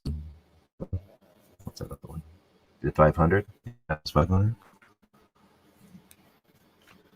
No, I have no idea. Yeah, I don't either. Um, report Jeff saying registered, have plane ticket. Need to figure out who's going on my team this year and get a place to. Yeah, it's a bunch of stuff right there. So we got registration. You can wait or you can initiate. If you've never registered before, get with somebody and make sure it's right for you. It's not going to say Shot Show is perfect for everybody, so you can definitely waste a bunch of money and go there and just get yourself ground into the dirt. Do you remember anybody that's done that? I'm trying to think if he's done that recently. I think that happened more in the past, more able to look before they leap. But there was a couple of years there where people just had unrealistic expectations, and SHOT Show is just like, hey, walk around the booths and gather. But as far as registration, we talked about that. Having a plane ticket, it's a whole other thing. Clover's going to be driving how many thousand miles? 1,000 miles? He won't tell us, but he's driving. To SHOT, it's like Yeah. 12, 11 or 1,200 maybe one way, So it's something like like that. halfway across the country. So I don't know. That's probably about the extent most people are going to drive, unless you're dragging stuff with you. Then you have to drive. And then I'd say somewhere around 1,000 miles is where people are going to start to fly. So SHOT Show, used to travel quite a bit, and it was, I think, a great aspect of it. And then they got all weird and started doing it at the same place all the damn time, and I think it kind of sucks. But it also is great for me, so I'm not going to complain. It's an 8-hour drive for me. But um, so it's relatively short drive for me. But it is a factor, and I don't think anything's getting cheaper. I know gas is getting crazy, and as I get drive to Vegas, it'll get more and more expensive. Just because of the different cities have different prices, and that can be a factor. And then when you travel to a place, we're all traveling, then we got to stay someplace. So we could, I don't know, let us know if it's worth. I don't know if Clover's got an opinion on it. We should do a whole show on accommodations and travel and Yeah, that kind of stuff. I think maybe we should, probably sooner than later. But Jeff makes a great point that I think people need to pay attention to. We have the people we hang out with, we have our support structures, we have our friends, even online. It's a great opportunity to team up, to split a house, to split a hotel room, to do something like that. Odds are, if it's somebody that you get along with pretty well online, you can make it through a week SHOT Show with that person. It's not like you're going to be, when you're talking about being on the show floor, getting up early. It's not like you're going to be, in that room or in that house with that person, an extended amount of time, especially if you're pursuing night life activities after events and after parties and things of that nature too. Um, and maybe you realize that, hey, me and this person, we get along great online, but hey, we're not going to be able to to team up like that in the future to split a room because the annoying habits or personal things or whatever that could happen. Um, but like I said, usually you can tough through just to figure it out. It's definitely an option. I mean, it can be a lot cheaper to find, an Airbnb, let's say, and split it, 3 or 4 ways between folks. And if everybody has their own bedroom and stuff like that, much different than splitting a 2 bedroom hotel room. If everybody has their own bedroom and stuff in a house, there's a little bit of separation, a little bit of distance. So some of those annoying habits and some of those other little personal things that you're not aware of, obviously, until you meet that person for the first time. Um, you may not be aware of, I should say. Uh, yeah, I mean, it could be, and it could also give you the opportunity, the opposite effect. I'm talking about the negatives there, but it could be the opposite effect. I mean, it could actually strengthen that online relationship and friendship that you have, and you're like, wow, we're much closer, much more alike in the way we think, much better friends than we ever thought. Once we get together and actually hang out in real life. Real life is so much better than, than the virtual world. So, I mean, they're both got their advantages and disadvantages. For some things, virtual is the only way you can do it. But yeah, you're right. So I wanted to put that out there too. Is I don't know if it's Well, it's worth. not for everybody for sure, right? Like, yeah, Um, I don't know. Everybody's got a different life story. Everybody's a different age, I suppose, and had different experiences. But we're a generation of the latchkey kids and having to do stuff. So I don't know if they still do, but they used to send kids to camp for a week. So some people have gone to like the military or something and had to go change their lifestyle, life habits, and all that. Without choice. Like maybe if you travel a lot, you understand what it's like to just see a lot, experience a lot of different um, ways of doing things. People that have different ways of doing things. So if you, I mean, even a band, if you're in a school band or something, I bet you they travel. I bet you on a school sports team that travels, right? There's things that people can do in their lives. If you're at some kind of a business that the company travels or something, you have opportunities to go live with people intimately. Is that the way to say it? Like, off the clock, And when you're hanging out with people off the clock, yeah, you're gonna experience their sights and their smells, right? And you're gonna be sitting next to them. You're gonna have intimacy with them. Sometimes you're sleeping on the same thing they slept on. You're sharing things, and just a whole different than the fake polite bullshit thing you do at the office. And that's completely different than you pick your circumstances entirely. Everything's handpicked online. So there's things that some people dig that and can understand it and handle it, you know, appreciate it or at least tolerate it. And there's people that can't. And, I'm just throwing this out there that's all of that stuff is at SHOT Show, depending on how you do it. So you go to SHOT Show and you stay in your fancy hotel room by yourself and you don't hang out with nobody. That's a different experience at SHOT Show than I'll stay who was staying underneath the stairs? Was that Banshee staying underneath the stairs at your guys' house because you wouldn't give him a That was room or budget. something? That was budget last year. Well, But okay, he went last minute, and it was like if you wanted an economical I know way. I five mean, people who stayed on the floor, including me. I've stayed on the floor when I was he staying. slept on an air mattress under the stairs for like $150 for an entire week in Vegas. Like how, Charged? Oh shit! Usually you don't charge people when they're staying on the floor, but whatever. like You guys do it your way. But well, yeah, he had an air mattress. So but I'm just saying we all have. You have different experiences. You go more time, you're going to have more experiences. I'm not saying you have to do it one way or the other, but I'm just saying I've heard of, been in, and dealt with all these different ways of doing stuff, and that's an element of SHOT Show. I guess I'm getting at that. Well, here's the deal: look around. Who's still around? Like somebody like Smeggy, who's been here for a bit. Oh man, who's been here for a bit? I think Smeggy's probably the one who's been here for the longest. I don't know how long he just been around, but you can imagine if you've been around, and Jeff's been around for a long time. I don't know how much he's been paying attention, but you just look around. You got your Clover and Ghost, them hanging out together, sharing rooms, solidified that friendship, relationship, agreement, arrangement, or whatever you want to call what they've got going on. Snob and the chicken group over there, Gizzard and the rest, right? Like, if they didn't like hanging out with each other, then that wouldn't have gone very far. There's been, I don't know what the ratio is because who cares? The ratio is just, real life. Like, some things are going to work and some things ain't. Some things could work, but just can't because of whatever. Somebody's a pilot and they're just never going to be able to be in the same place, it's like a consistent schedule. Somebody's in the military or something.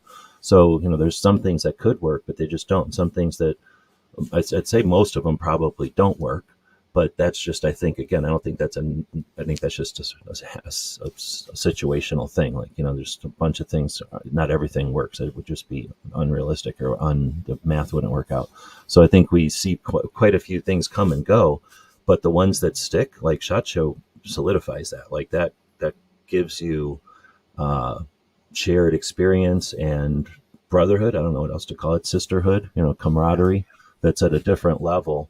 And that again I bring it up because that's an element of SHOT Show that you can ignore, or most people aren't going to bring it up because it's not something you can bottle and sell, so they're not going to bother with it. But that's an element of SHOT Show that what do they say, the old priceless meme, fill in some old priceless meme, like you can't pay for that, you can't buy that, you can't go to a place and purchase yep. that. Okay, so that was go back. Thanks everybody for being lively today. We're at 90 minutes, so we got to hurry up. Jeff is saying I didn't even carry a sling bag or pack on the show floor this year. That's reckless. I can't abide by that. You're in a building with 60,000 people or something. Lights can go off. We're in an industry where people are trying to prove points and be weird, or at least potentially. Accidents can happen. It's Vegas, so just flood or something. Like there's weird weather. The one building is kind of new. There's no way I'm walking around without lights. A way to get out of something. I want to have tools and some basic stuff. So my bag is there to gather patches and to hold stuff. I'm not going to gather paperwork. I'm not taking people's catalogs or anything on recklessly. But I do have lights and some tools and things in there that spare batteries. I just want to have certain things. It's like essentially a convention purse, right? I'm carrying my bag. I don't know about Clover. he goes back and forth. I know I've seen you carrying tons of stuff, and then I've seen you I walking around will. with a baby I will purse. typically, what I will typically do is I carry my bag almost all the time, my backpack. However, it's the vast majority of it is empty.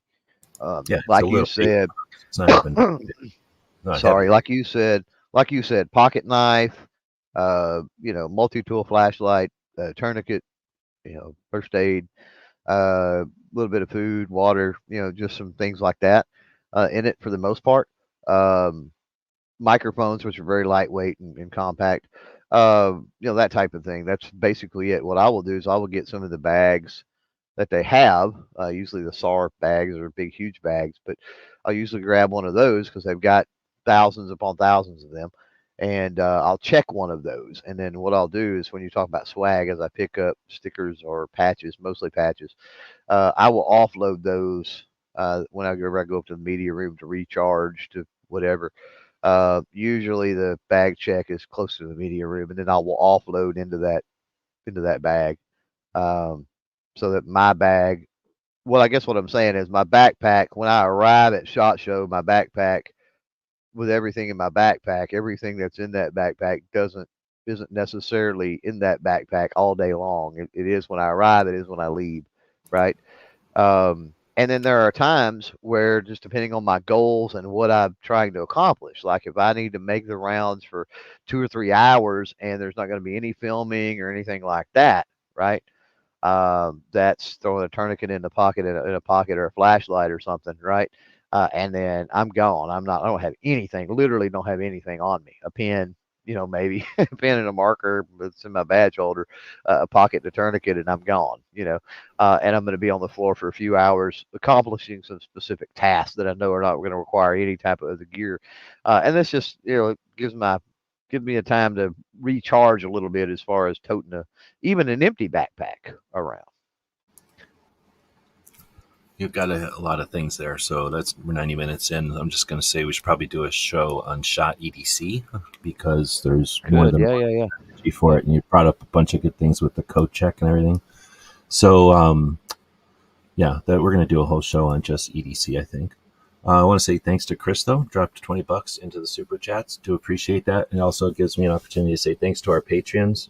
Both Clover and I have Patreons accounts. So if you go to patreon.com, that's a social media platform essentially where you can, as a capitalist, support financially the things that you value. There's artists over there, there's writers, there's people that are doing like comic books and novels, and you to support them like $25 a chapter or something like that. People doing podcasts and videos like we do. And then there's, different people creating different things on a regular basis. So you subscribe to these projects that gives us a budget. It gives us an opportunity to pay for subscriptions and for us servers and software that allow us to do more and get the word out there. So most people subscribed at the cup of coffee, buying us a cup of coffee each month. That's $5. And some people buy us lunch once a month. That's $20. Somewhere in between, we've got a couple. I think mine are like 762, obviously, things like that. But people can subscribe at whatever level financially they're comfortable with. And if you subscribe at $5 a month, that's $60 a year. It's not a lot, but it accumulates. Is that $60 a year? Am I crazy? Then it accumulates, and it allows us again to budget stuff. It allows us to do stuff. And when it accumulates, it allows us to pay for servers, and the software lets us do what we're doing. So we do appreciate the people that subscribe. And then, like Chris, the people that drop super chats on us here on YouTube and other places, essentially giving us a tip. And again, financially being able to continue doing what we're doing. Roy did the, what do they call this thing? A channel member super chat, like a free super chat. Anniversary message or whatever. Yeah. So I appreciate that. And those are cool ways to let people know. Again, we have the same membership system over on YouTube. YouTube just doesn't, it just lets us say thanks and that kind of thing. And there might be some functionality to it. Patreon is a social platform, so it lets us post over there like a blog. We can do polls and just some other things and kind of let people know at their different subscriber levels. So because of the functionality, I prefer Patreon. I guess technically it's a 3% cut or something, compared maybe a 5% cut now, compared to a 30% cut with YouTube. But again, YouTube's given us a functionality and a platform that's on scale that isn't even near what Patreon can do. So both of them are useful and both of them are appreciated. But since we're talking tech here, I figured I'd get into a little bit of the nuts and bolts. But Roy says, never been to SHOT Show, so it's fun to hear about the behind the scenes and logistical social aspects of it. I appreciate that. Thanks for the comment. And I hope that I wouldn't be spending time on this if I didn't think it was not just interesting, but I feel necessary. When we don't talk about how the sausage is made, people assume way too much. They take shit for granted and they assume that it has to be given to them or presented to them. And that drives me nuts because I've seen, like I mentioned with my story of how it went from film cameras to now selfies and, the video and streaming video and live and everything along the way. I've seen our industry change and adapt. So I know we do it. When you think about metal frame guns went to alloys when I was in high school, and people flipped the shit thinking you could put a gun together with an aluminum frame. Now people cream their jeans to get an aluminum frame gun because they can't wait to get the next alloy frame. Things change, and where companies would have never even contemplated making an alloy frame in the 80s, they're wishing they could make every alloy frame, in 2023. So things change is part of it's an aspect of SHOT Show that, one, it isn't manipulated enough, it isn't done with intent enough, but it's also not ever focused on hardly. So I appreciate the comment, and I think this is not just entertaining, but hopefully useful. Others, people watch this and then they go, "Oh, I could do this better," or "I'm going to do that also," and hopefully that'll catch on, and people will understand that SHOT isn't just the presentations. SHOT is the industry getting together. It's all here's my Instagram feed, what we did after hours. Here's the Instagram feed of what we ate. Here's my Instagram feed of, setting up. Here's my Instagram feed of being on the airplane and getting my camera stuff together. All of that is SHOT Show. And think about all the people that we reach, that we're part of in the industry that we support in order to make SHOT Show happen. So it's the roots of SHOT Show. So I appreciate the comment and the support. All right, we're 90 minutes in. I'll try to quit ranting here. Unless Clover had something to say with that, I'll go on to. Oh, we already did this one with Jeff. Go on. Gizzard, back from when we were talking mics, said good wireless lapel mics with sound isolation are absolutely vital at SHOT. I'm going to just say enough on that. Everybody knows all you got to do is buy these things for like $30 or something. You can pay more if you want. You can pay less if you want, like $50, $30. You can buy a thing that plugs into your phone, essentially away all the other noise, and you get the person you're listening to. These guys have all that. Sounds amazing. But we could go into conversations on tech. I'm less interested in doing a tech one. Just don't get into the tech so much. But I'm down for doing a tech one. The audience or Clover decided to do a show on SHOT Show Tech. Like Jeff was saying,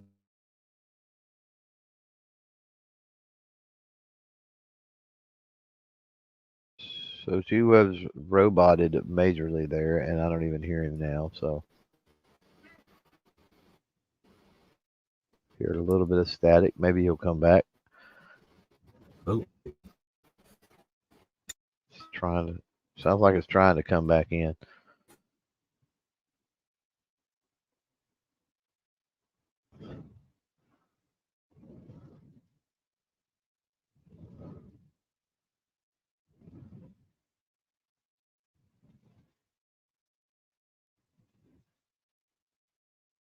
Yeah, it's just got quiet. So, okay. G-Webs may need to reboot. So I guess I'll take this and run with it. Maybe G-Webs needs to back out and come back in or something. But Jeff out there with Gear Report, he says, I've never carried a light at SHOT. Yeah, I mean, I wouldn't recommend that. I tend to agree with G-Webs. Probably a good idea. Have a little, AAA light, just a little lightweight something. But, hey, if you feel comfortable with whatever. Let's see, what else do we have out there? I'm not seeing the tagged. She's back, maybe. yeah, I think I'm still getting bad internet lines over here, though. Am I back? Gizzard out there says media is the media rooms where the cool stuff happens. Definitely, in the mornings, get there early. The vast majority of people throughout the day, not so much. Early morning, end of the day, is when I really enjoy the media room. You get to see some of our other colleagues and in the creator sphere and all of that. You get to meet up, potentially meet up with some people, learn about some new people in the creator world doing new things, that sort of stuff. So in that aspect, yeah. And then of course, being able to sit on the couches at a table, hang out a little bit, kind of war game.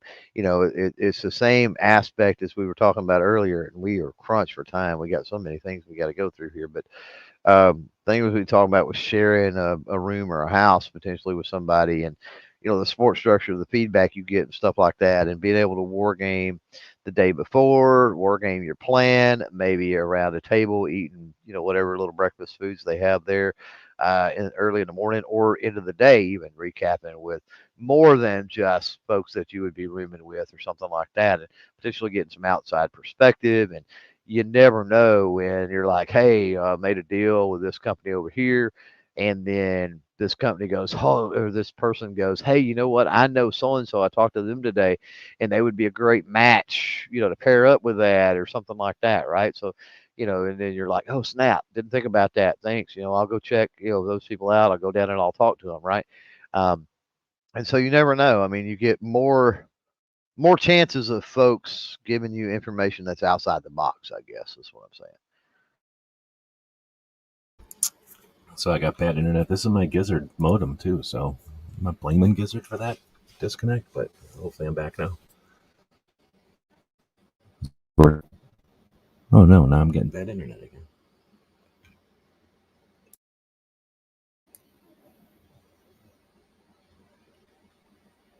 So I'm not back?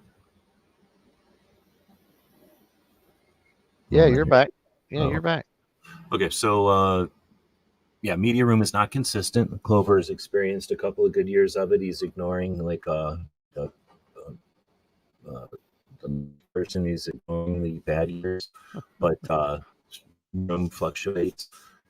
Depend on it anymore. It is a resource that media gets, and it can be really good, but assume it's going to be a bare resource, and then you'll be surprised. You'll appreciate anything better they offer.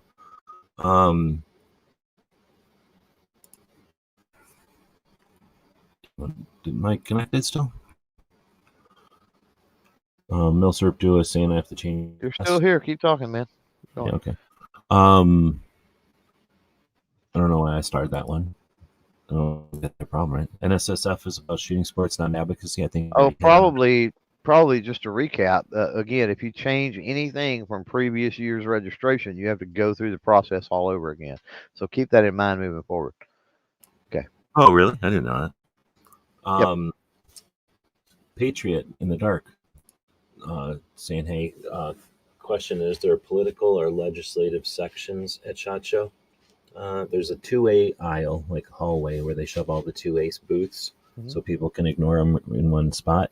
And they had big pieces of SHOT Show before, and then done on their piece, but it wasn't like sanctioned or it wasn't part of SHOT Show. When NRA bought big chunks of SHOT Show on the big floor, NRA or SHOT Show may have said about it, but mainly is like, hey, these people bought a lot of SHOT Show, so take a look at what they're doing. I don't think they've ever hated each other, but I don't think they've ever gone out of their way to like politically align NSSF and SHOT and NRA. But that would be the closest thing, other than the individual organizations, or occasionally a booth here and there. But most of the political stuff is going to be more like suicide awareness, suicide prevention, I guess, mental health awareness, those kind of political things. Because really, there's not that many politics there. Like if the state of Utah was dealing with something, it's not like the manufacturers from Utah put up a thing in their booth that says, "Let your people know about, HR blah blah blah." I think that would be neat. Same way I was going to rant, or I ranted earlier about advocacy groups, and I think that would be a great aspect of booths. But I don't think I've ever seen anybody do anything like that before. Maybe suppressors. Maybe some of the companies that sell suppressors or manufacture suppressors would bring up ASA, the American Suppressor Association, but that's about as close to political as like when it touches their industry. Clover booked for a second. Ghost says, question, with some of the big dogs not going to SHOT anymore, has that caused SHOT to be more or less inviting to media and buyers? I think you mean like the big companies, right? Like SIG and Mossberg. Are those the biggest ones?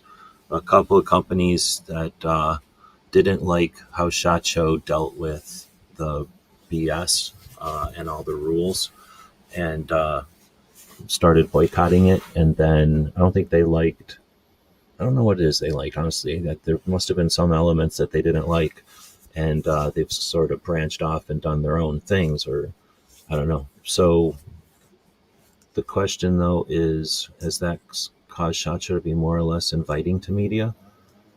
I don't think they're a big enough dent. If it was a 30%, I think then maybe you'd see some influence, maybe. But I think a 50% dent or more would have to the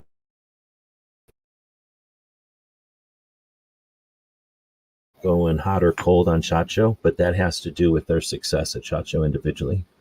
I don't know if I'm still connected because my internet connection seems like it's really going back and forth.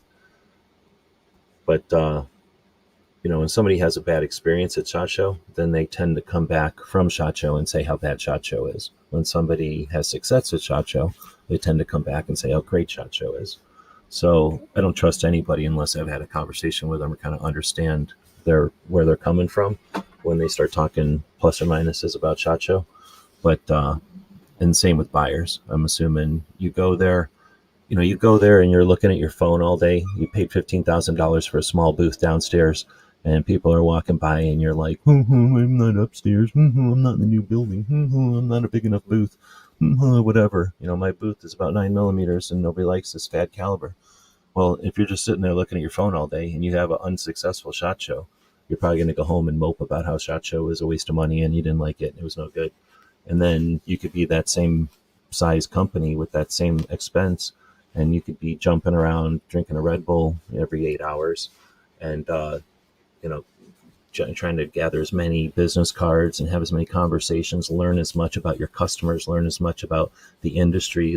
So I'm here and I'm spending $15,000 to have essentially the entire industry, 60,000 people potentially walk past me. What can I gather? What can I build with my facility that can, solve more needs? What can I change about my product to get people to demand it instead of just understand it? What can I do here? You've got such potential as a booth. So you come out of SHOT Show and you're like, wow, our company is better than it was before. We didn't sell so much, but next year, holy shit. Or you come out of SHOT Show and again, you like, well, I played a lot of Angry Birds. Over back.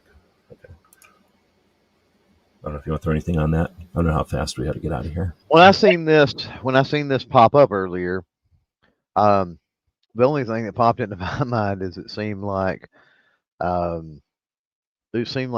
I've heard, and registration's only been open for like a week or something now, but I've heard that several people say that registration was more stringent this year for some reason. So I know that it doesn't have to do with the booth and the companies; that has to do with the show. And I don't even know that there's any truth to that.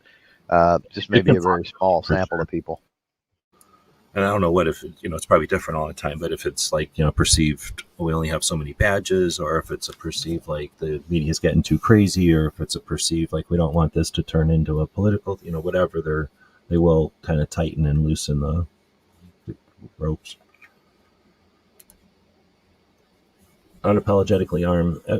FYI, had you heard we're rebranding, dropping the DC project and going with women for gun rights from now on? Did you know about that? I was not aware. No. Yeah, I don't know. Is that new info? I mean, is that like, are we hearing about it pre-launch, or did I miss something? I did not know that. So thanks for the insight. Are you pro or against Women for Gun Rights, WGR over DCP, DC Project. I would prefer to see a combination like DC Project / Women for Gun Rights or something, but that's just me. I just hate gun rights. Like, for some reason, guns don't have any fucking rights. But whatever. I know people do it for brevity or whatever. But Women for Gun Rights just doesn't sound as, I don't know, it just doesn't have the punch to it to me. WGR And just seems weird to me. But I guess they're doing it, so I guess we'll shut up. well, no, I no, guess no, no. I'm not knocking it at all. I mean, regardless of the work they're doing is the work they're doing, right? And we exactly. can second guess in war game because we're not the movers and shakers making the decision in the organization. So Yeah, what we exactly. think at the end of the day doesn't matter.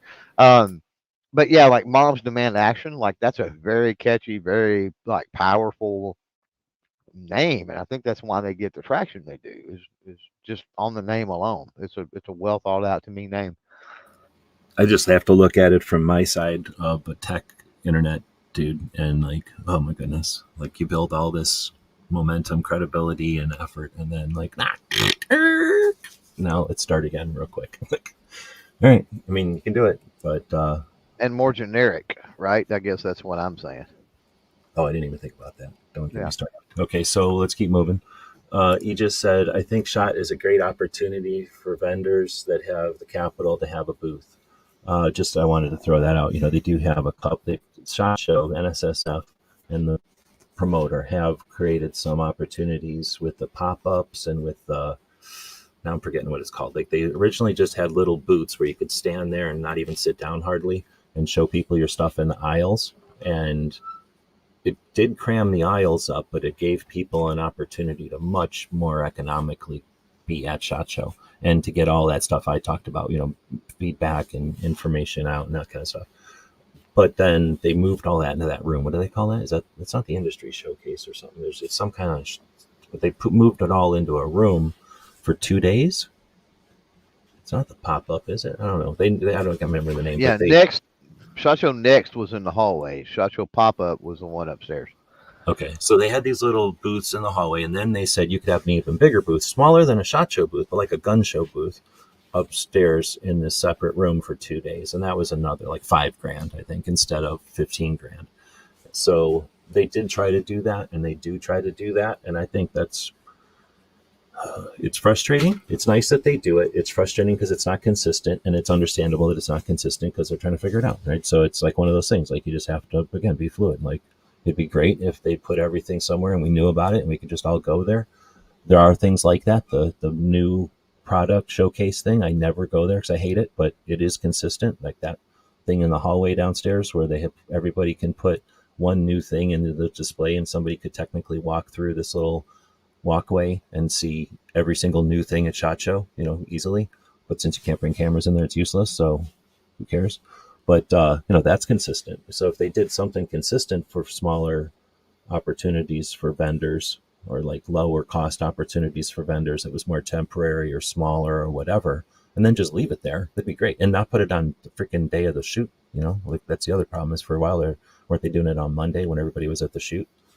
So again, it's they're not perfect, and they're trying things, and sometimes it's a win and sometimes it ain't, but there ain't nothing cheap. And even if you got a I think $5,000 booth instead of a $15,000 booth, guess what? Your hotel room ain't cheaper, and your, you know, employees still cost money, and you know, health insurance ain't cheaper, and travel ain't cheaper. You know, so all of that's still the same price. It's just that your booth's a little bit cheaper. well, and I think companies in the industry need to realize potential opportunity with just going to Shot Show. Um, you don't necessarily have to have a booth to be able to, network and expand and potentially get some really, really awesome things done. Um, and I spread that message with some of the smaller companies at TriggerCon. I said, hey, y'all planning on SHOT Show? Oh, we really can't afford it. I said, are y'all at least going to SHOT Show? Like, it might be worth your while to walk around, meet with some companies, network, talk to some people. You don't know what kind of doors that may or may not open, right? And that could be worth an investment for a couple of nights stay in Vegas for Yeah, sure. in Vegas. And again, the camaraderie and the team building, that you bring your group together to Vegas to experience the trip and the adventure. It's not really a vacation, but at the same time, you're going to Vegas. and get to keep a finger on the pulse of the industry. You get to see what customers, gun shop owners, and what kind of stress, tension, lack of, is happening. That's invaluable. It's coming back from that. It's not good. It's not going to immediately give you, you know, a benefit, but at the same time, you are getting a benefit. Like you're going to have an understanding for business direction, for scale, right? That I think it's hard to, no picture can get that. It's hard for even somebody really good writer to get that across, right? You just walk in the aisles, and if there's a buzz or if there's a murmur or if it's a mopey year or whatever, like you're feeling that by now, right? Yep. So Aegis, and then let's see, Smeggy's out there. Suggestion for people going but not sure what to team. Wait, suggestion for people going but not sure what to do. Team up with people and offer help. So I'm wondering, is Smeggy saying he's going? He's looking for what direction to go? That's a good point. I would say first off, find out what Pink's doing. Pink is sort of you guys are like the Ronins, I guess. People, we do know some people that go, that have been affiliated with projects and started going to SHOT Show and intermittently go, or go consistently but without like an affiliation necessarily, like multiple affiliations, and then essentially like Pink, one of the people I talked about earlier, is he'll just let people know out there on whatever platform he's using, if it was gun channels or Instagram or YouTube or whatever, but let the people who are paying attention to whoever it is he's chatting with, me or Clover or whoever, hey, well, I'm going to be there. Let me know what you want to see pictures of, and then he gets those pictures and gives him something to do. He accomplishes specific tasks for people who may not be able to get pictures of something because somebody, if nobody was going to take pictures of the XYZ, so would have been kind of a random chance to even see a picture of it. Now you definitely get a picture of it. That's a nice strategy, or a nice thing to try. But I'm sure if we sat around and thought about it, there's probably a whole bunch of things you could do as an individual project listly going through SHOT. I think documenting SHOT Show itself would be awesome, but that's a project probably. It might be more effort than he's looking into. Anyway, you got anything on that one? I need a cameraman. Just saying, Smeggy. Yeah, and depending on how I do with the Daily Gun Show, you could just go as co-host. Has there been? Smeggy also asked, has there been a gun rights policy conference review show? I only attempted to watch it on Sunday, and then attempted a couple of times to poke at it, the recording of Saturday, and then I was there for half of AmCon, but I have not watched the rest of AmCon's reviews or nothing. But more than willing to host one. I don't know how many people are interested in attending one. So most of the people I know that would normally do that stuff weren't there, or probably have low, I'm assuming low interest in it because they weren't there or paying attention to it while it was live or anything. So I don't know who to do that with, in other words. Plus, I'm pretty much less and less stoked on it, so I wouldn't be able to fluff it up very much. I wouldn't have any, what's the word, ambition to fluff it up. Because finally, I think our last one here, unless I'm missing something, said water bottle, stay hydrated. Imagine we'll do an entire show on strategies for SHOT, thinking of like shoes and food and mental sanity through the thing, parking, travel, getting around. We could do a show on the logistics and the strategies of SHOT.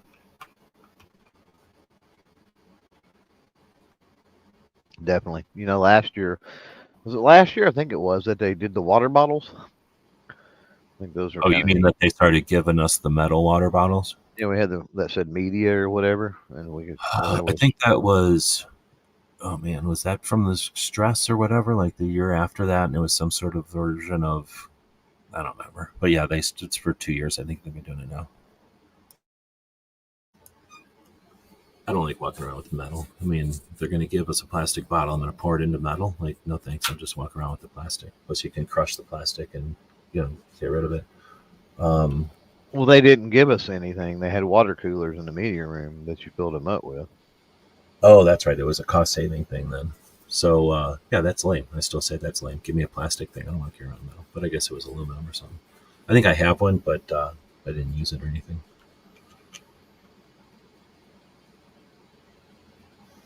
Let's see. I'm trying to go through here. I'm missing some stuff, I assume, but we're 2 hours in, so we'll start wrapping it up. Unapologetically, Arm said that they did announce that at GRPC, so I missed that. She also said lived through this with the well-armed women, switch into Armed Women of America. Roll with it at this point. The job won't change. Exactly, and it's just 6 of one, half dozen of the other. What are you going to do? I like how well-armed women went to Armed Women of America with the WAW went to AWA. It's just like kind of a, I don't know. It just seemed more of a I don't know. I like that transition better than the. Well, now that Clover said the generic keyword thing, that's just bugging me even more. I'm not sure. Anyway, I know small companies share a booth. It can happen, I guess. Occasionally, I think that's more often when they're owned by the same bigger company. And it's more like, hey, we're taking this booth, but we're gonna use it for both our brands. I don't know if that happens so much. Have you seen it I've with? seen I've seen a smaller company. I'm sure there was money exchanged under the table where a smaller company paid another company to get their product in the booth with said other company, and they sort of put them on the SHOT Show ledger as an employee of the bigger company. I've seen stuff like that happen. Oh, like a table, like a bigger booth, and then here's a table with kind of a separate entity. Yeah. Maybe. Yeah. Yeah, and sometimes it'll be like, hey, there's our magazine manufacturer, but they're also a machinist on their own, so you can go talk to them about all your machining needs or like something like that. All right, I think we hit everything. So again, thanks everybody for joining us for this one. It was the goal was to just offer more awareness and some transparency to the whole SHOT Show thing. Hopefully, a different point of view than the just watch us at SHOT Show or support us. Pay for our travel to SHOT Show and then sit and wait for us to show you, all the amazing things. I'd rather say, hey, if you're working in the industry and you're curious, get yourself there, figure it out. Somebody had said something about the cost. Get paid to go there. Guess who's the 60,000 people are? You think those are all a bunch of Clovers or something? No, it's like somebody who owns a company. They got to go. Maybe they bring their wife. That's 2 people. And then they've got 3 or 4 people at the booth. Maybe there's a person run back and forth. And then there's somebody who brings them lunches or does stuff for them. So there's like 8 people now. Be one of them 8 people. Maybe there's a gun shop that attends and they bring, I don't know, 4 people with.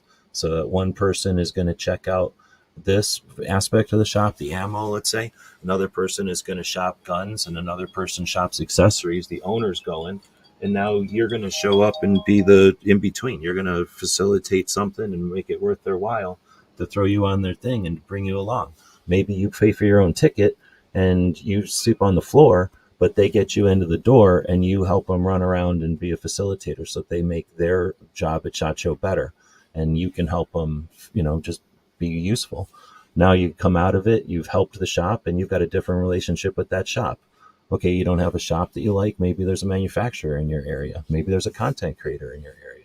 So there's 60,000 people at SHOT Show. Get paid to go if you don't have enough money to go.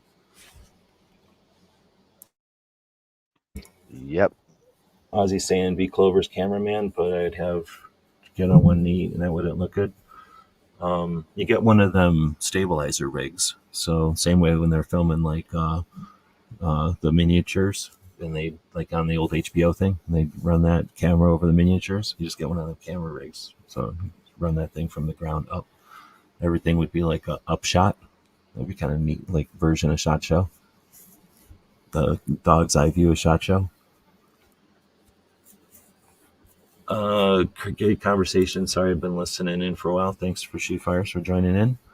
I donate to someone for a ticket. Well, you don't get tickets. How much does it cost to go to SHOT Show? $200. Oh, for the average person? Well, for a gun shop owner or whatever, I have no idea. it's hundreds. When you're when you buy a booth, they give you a certain number of tickets, and then you start paying for them after that. But Should as say a registrations. They give you a certain number of registrations, but yeah. I'm trying to see if it tells you in here. Register Actually, passes would be a better word. attendee. 24 registration. It doesn't tell you, I don't think, before you have to actually register. I think it's like a couple $100. I think you're right. Yeah, it's like $250. I'm just saying that because I think it was like $250 years ago. So yeah, for a gun shop to take you, you're gonna have to earn your keep. I don't think there's too many gun shops that just don't care about that kind of money.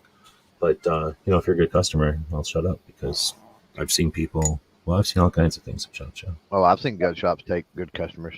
Absolutely. Yep. I've seen people walk around going, "I'll take that, and I'll take that, and I'll take that," and the person following behind him is their FFL going, "Yep, yep, yep," and placing those orders. So yeah, there's that does happen. Yeah, what's Eat Clover eating? You won't tell us. It's some kind of wait. He was talking Meatloaf. about it today. Oh, okay. Sorry, I didn't mute quick enough. Apparently. All right. Well, so I kept saying thanks everybody for joining us. We are at the 2-hour mark. Next week we'll probably get back onto whatever the next topic was. We did mental health last week. Let me jump over. Oh, you know what? Let me also. Oh crap! Is it that time already? Hello.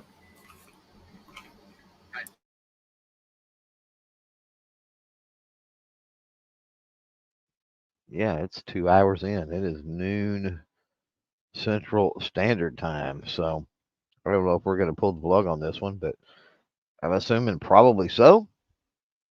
I've got meatloaf to finish eating, and I've got to get to the local gun shop because I have new guns to pick up. So I don't know if G's listening or if I need to pull the plug on this. I don't even know. I think I'm going to pull the plug on it, though, just to see if I can. So, yeah, don't forget about. Can I run his commercial? I wonder if I can run his commercial. Let's see if I can run that. Um, Stand by. Yeah, I don't see it. Free patch Saturday. Let's just see what happens. We're gonna play around here since she's away from the keyboard. Yeah, sorry, I got to end it. Were you ending it right now? Oh yeah, I was playing around with your banners and your pictures. I was gonna try to find your outro and end it. So, but I'll Oh let no. you do it. Yeah, we're going to end it. So thanks everybody for joining us. All the stuff we would normally say abbreviated to goodbye.